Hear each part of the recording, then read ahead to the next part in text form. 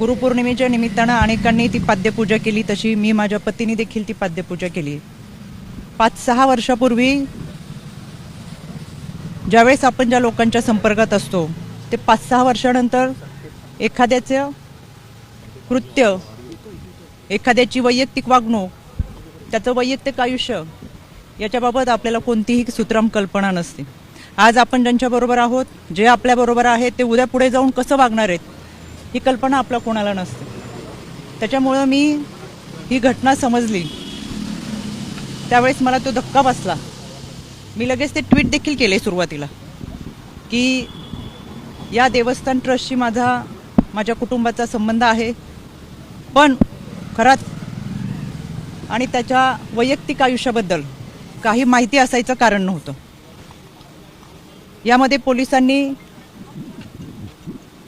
खोलवर निष्पक्षपणे तपास करावा हे मी परवाच सांगितलेलं आहे. त्याच्यासाठी आज मी पोलीस महासंचालक यांची भेट घेतली.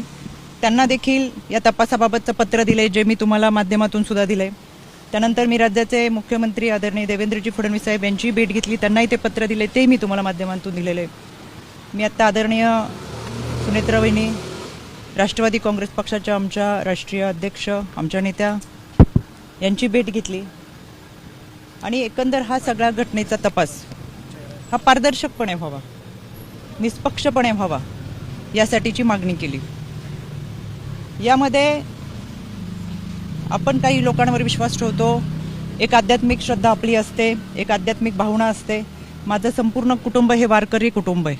त्याच्यामुळे आमची जी श्रद्धा होती ती आध्यात्मिक दृष्टिकोनातून होती आणि म्हणून आम्ही कुटुंब ह्या देवस्थानशी जोडलं होतं. पण त्याची दुसरी जी बाजू आहे ती कधी आमच्यासमोर आली नाही, काही माहीत असायचं कारण नाही.